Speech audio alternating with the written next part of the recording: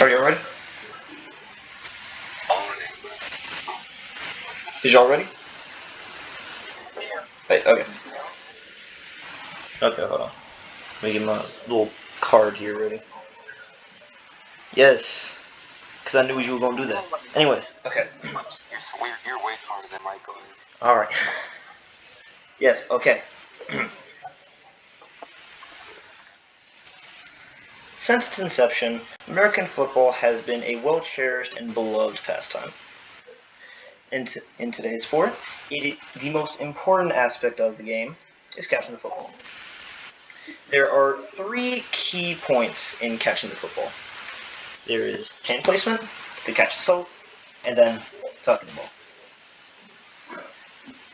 Today I will be going over those 3 key points. I feel I am relatively well versed in this scenario or topic because I have spent quite a few years playing the sport and I feel like I'm well versed in the game and its nuances. First, hand placement. Hand placement is one of the most vital parts of catching the football. It is quite simple yet at the same time a little bit complex. The proper hand placement, of course, is you want it in front of the ball. Common sense.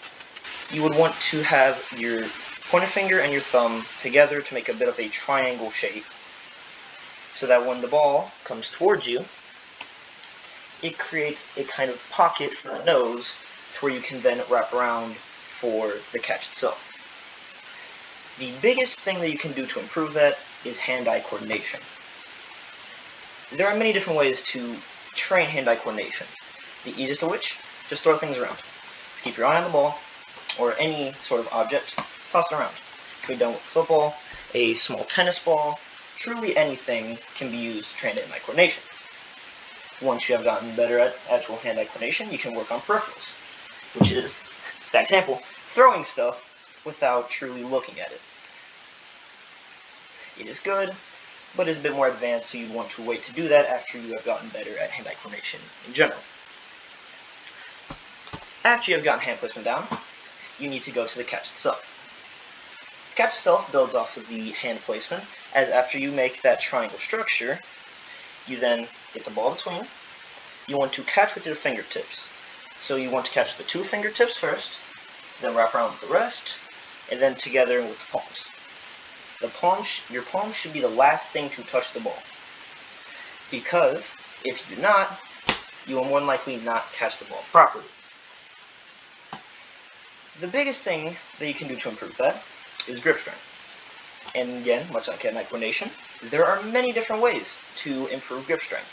Simply, something as simple as a grip strength trainer. A little handle with a spring attached to add tension, which you use to strengthen your arm and hand, which, help to grab things with more strength. A better way, grab something heavy, free with a handle, and hold it. That is it. What you are doing by holding something heavy that strains your muscles, you are simply building the muscle in both your arm and hand and improving your grip strength passively, basically.